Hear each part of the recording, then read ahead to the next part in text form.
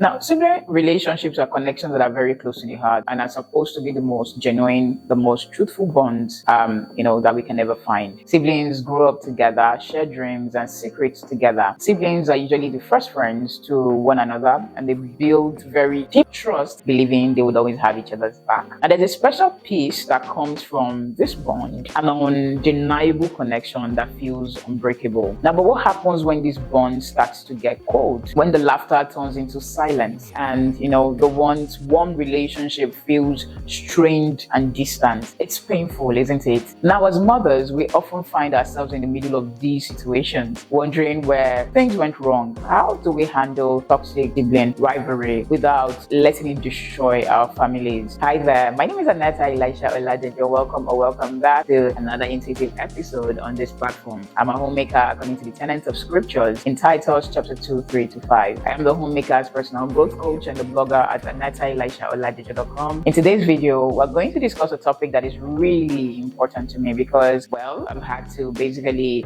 think on these things, and I decided to throw it out there, hoping that it will bless someone who needs to say it, right? And I will share with you some heartfelt scriptural insight on how to deal with toxic sibling rivalry. As a homemaker and personal growth coach, I believe in nurturing great relationships, especially familial relationships, keeping that bond strong and ensuring that our homes, are places of peace and love. Sibling rivalry has been around since the beginning of time, and it's something that can start so innocently.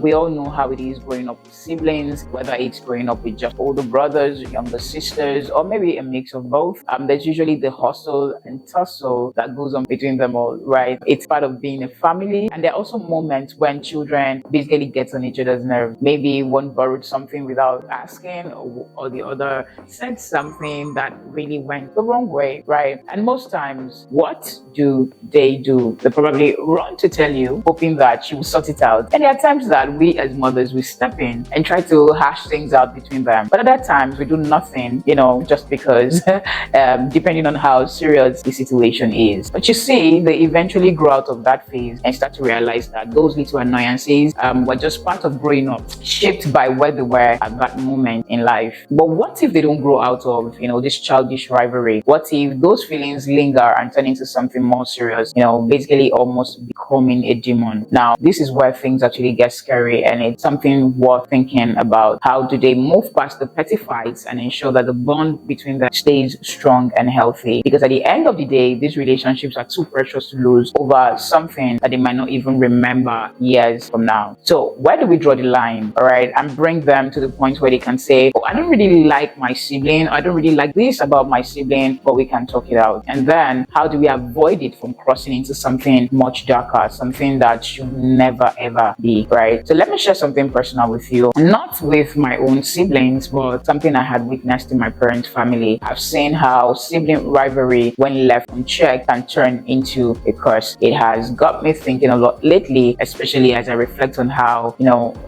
this isn't just something that happens in African homes, it's universal. We all know that there is a time when sibling rivalry, of course, is innocent, when they are arguing over something small, or when one says no to the other person's request, right? And most times the other just, walks away. Maybe, there are times when they irritate one another, of which many of us that have siblings can attest to, but it's always nothing serious. It's that phase where no matter how upset they get, they still don't wish any harm upon themselves, and they still love somewhere there underneath all of the frustration. But when it starts to become, less innocent, when the little sparks starts to grow into something more harmful, then we have to step up to it. How do we prevent that shift? How do we step in before things get too far? Because once that line is crossed, it's very hard to come back from. It's important to recognize when sibling rivalry stops being a simple part of growing up and starts becoming something that could actually cause real damage to the relationship. So how do we go from that kind of love and concern to a place where a sibling not only stands by and watches something bad happen, but actually now wishes it on the other person? It's disturbing, and it's something we don't talk about enough. I know many many of us have stories to tell when it comes to sibling rivalry, some light-hearted, others much more heavy. But I'd really like to hear yours in the comment section. All right, so you can comment below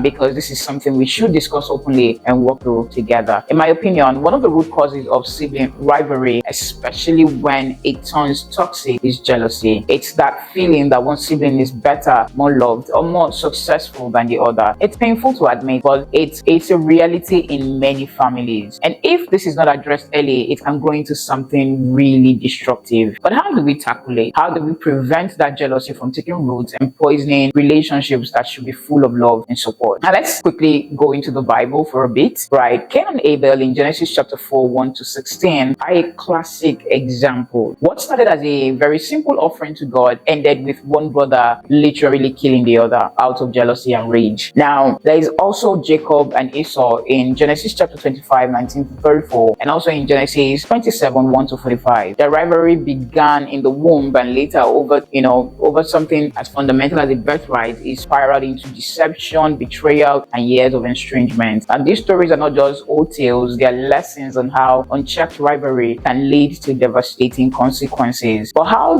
does it actually get to that point? It usually starts with something small. Maybe one child feels like they're always in the shadow of the other sibling. Perhaps they believe their parents, favor their brother or sister more than they do them. These feelings of jealousy and insecurity can grow, especially if parents or guardians unintentionally fuel that fire by making comparisons or showing favoritism. Over time, what was once a harmless competition can actually turn into resentment, and that resentment can manifest in really harmful ways. Toxic sibling rivalry isn't just about the fights that happen, it's about the deep-seated feelings that drive those conflicts, feelings that, if left unchecked or unresolved, can lead to permanent rift between siblings. It's when, a simple disagreement becomes personal, where every interaction is tainted by past hurt and unresolved issues. It's when the relationship starts eroding, and instead of being a source of support, siblings literally become sources of pain to one another. As a homemaker, you're in a unique position to notice these little things, the subtle shift in your children's behavior that signals that something isn't right. Now, here are some of the signs that rivalry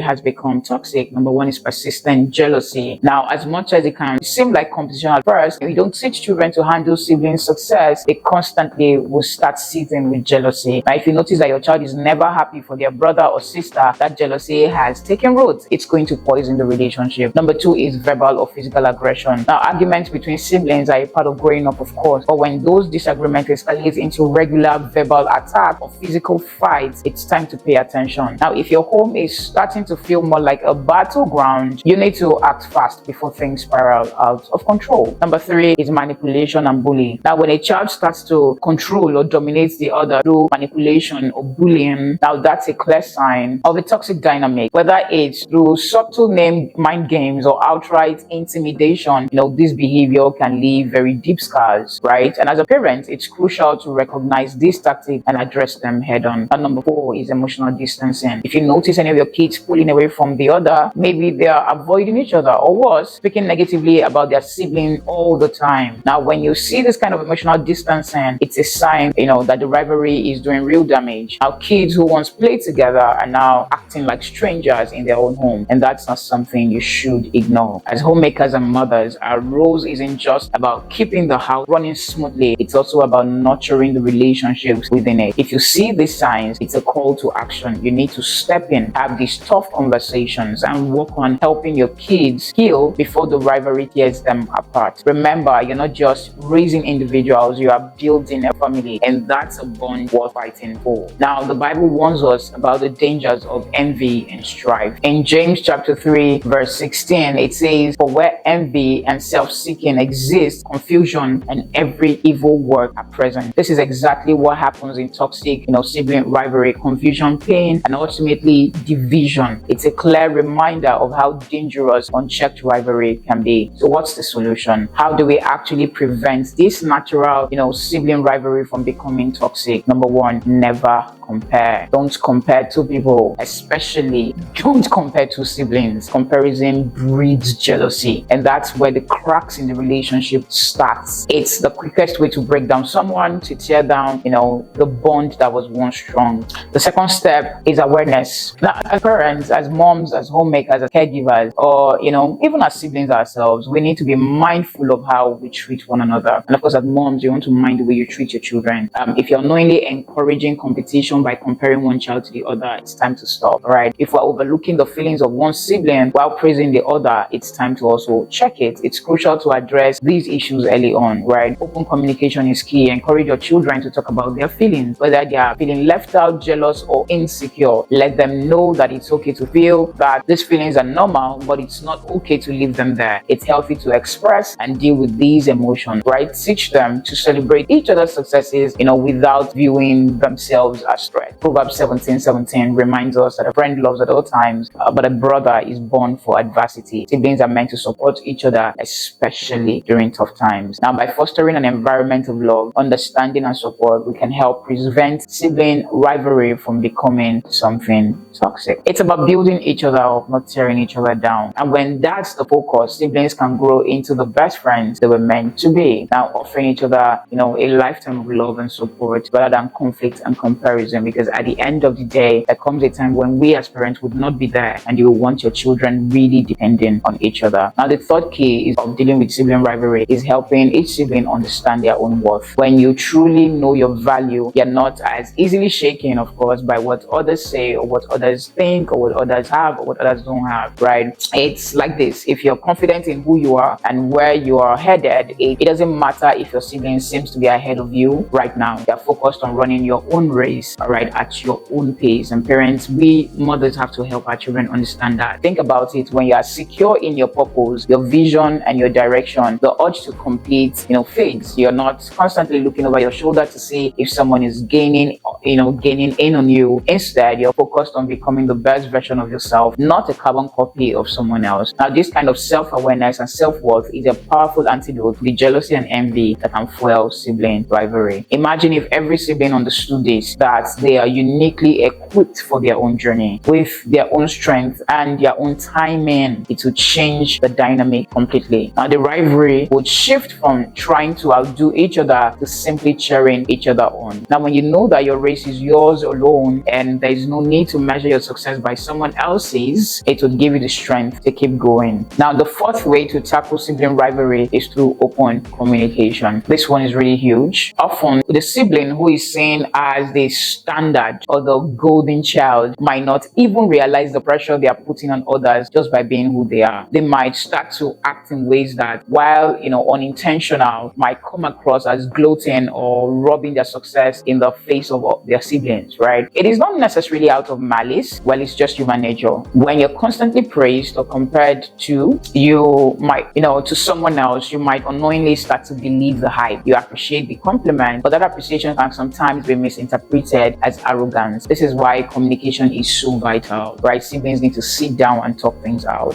The one who's being set up as a standard can reach out and say, hey, I know that, people compare us, but I don't see it that way. I think you might have strengths that I don't, and in some areas, you're even better than me. Now, this kind of honest conversation can go a long way in diffusing any form of jealousy or resentment. It basically levels the playing field and it helps the sibling who's been compared to understand that they're not in a competition they never signed up for. It reassures them that they're not less just because they're different. The Bible says in Malachi chapter 7 verse 6, it says a man's enemies are members of his own household. That's a tough pill to swallow, but it's often true. When a sibling feels overlooked, undervalued, or constantly in the shadow of another, that hurt can fester into something dangerous. Most of the time, the enemy is simply, someone who's been carrying around the pain of feeling less than, all right, of being the one who's always compared to someone else, or who's always, found lacking. But with open communication and a strong sense of self-worth, that pain doesn't have to turn into rivalry. Instead, it can be the starting point of a deeper understanding, empathy, and ultimately a stronger bond between siblings. important. So let's talk about it.